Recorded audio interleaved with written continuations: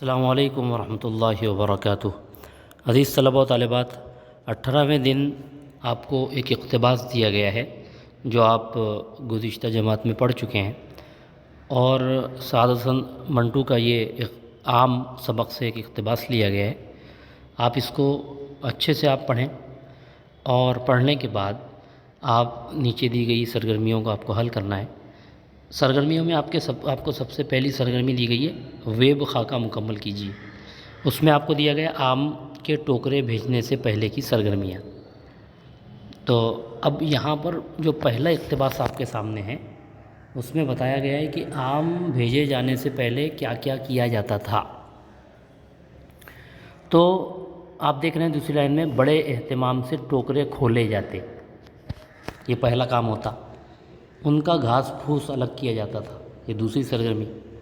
داغی یا گلے سڑے دانے الگ کیے جاتے تھے، تیسری سرگرمی۔ اور چوتھی، صاف ستھرے عام ٹوکروں میں ڈالے جاتے تھے۔ یہ 4 سرگرمیاں آپ کو لکھنی ہیں۔ اس کے بعد سوال دیا گیا ہے کہ آپ کو کیا کرنا ہے، یہ جو خط کشیدہ الفاظ ہیں، جو لائن جن کے نیچے لگی ہوئی ہے، ان کی جگہ پر آپ کو اقتباس سے لفظ تلاش کر کے لکھنا ہے۔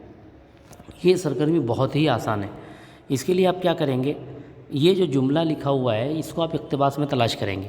جیسے بڑے جتن سے ٹوکرے کھولے جاتے، تو جتن کو آپ یہ جملہ پہلے آپ ڈھونڈیں گے، بڑے اہتمام سے ٹوکرے کھولے جاتے، وہاں جتن لکھا ہوا ہے، اس کے نیچے نشان ہے، آپ کے یہاں سے اقتباس سے بڑے اور جتن کی جگہ یہاں کا لفظ آپ کو لکھنا پڑے گا۔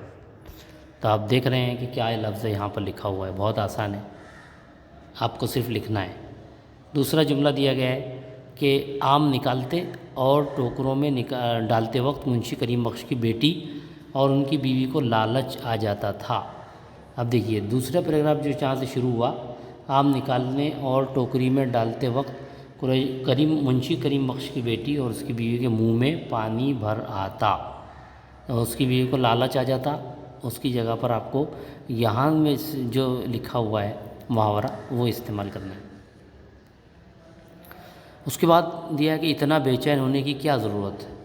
تو بالکل جو آخری اقتباس ہے اس میں آپ دیکھ رہے ہیں کہ آخری سیکنڈ لاسٹ لائن آپ دیکھیں، اتنا بےتاب ہونے کی کیا ضرورت ہے، بے چین کی جگہ کیا استعمال کیا گیا وہ آپ دیکھ رہے ہیں، اس کو آپ کو لکھنا ہے۔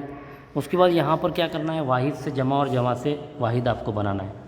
تو صاحب کا صاحبان، خدمات، یہ جمع ہے، آپ 2 کالم بنائیں گے، واحد اور جمع۔ یہاں صاحب لکھا ہوا ہے تو صاحب کو آپ واحد میں لکھیں گے، جمع میں لکھیں گے صاحبان۔ خدمات جمع ہے تو آپ جمع میں خدمات لکھیں گے اور واحد میں خدمت لکھیں گے۔ اسی طرح مطالبات جمع ہے، مطالبہ لکھیں گے واحد میں۔ باغ واحد ہے، آپ جمع میں لکھیں گے باغات۔ اسی طرح انتظام ہے تو آپ یہ واحد ہے، آپ جمع میں لکھیں گے انتظامات۔ ذکر واحد میں لکھیں گے اور اذکار جمع میں لکھیں گے۔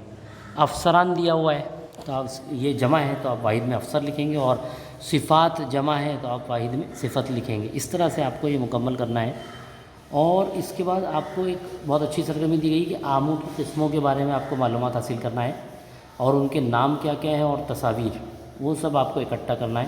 تو آپ اس کے لیے کیا کریں گے کہ گوگل میں آپ سرچ کریں آموں کی قسمیں، تو آپ کو وہاں پر تو جو بھی آپ نے یہ آم کی قسمیں دیکھیں ہیں، چوسا، یہ آپ کو قسمیں وہاں ملیں گی، اور اس کے ساتھ ان کی تصاویر بھی ملیں گی۔ تو آپ ان کی تصاویر کو بھی پرنٹ وہاں سے نکالیے، اور ان کے سامنے ان کے نام بھی لکھیے، اور اگر کچھ معلومات آپ کو ملتی ہے تو وہ بھی آپ لکھیے۔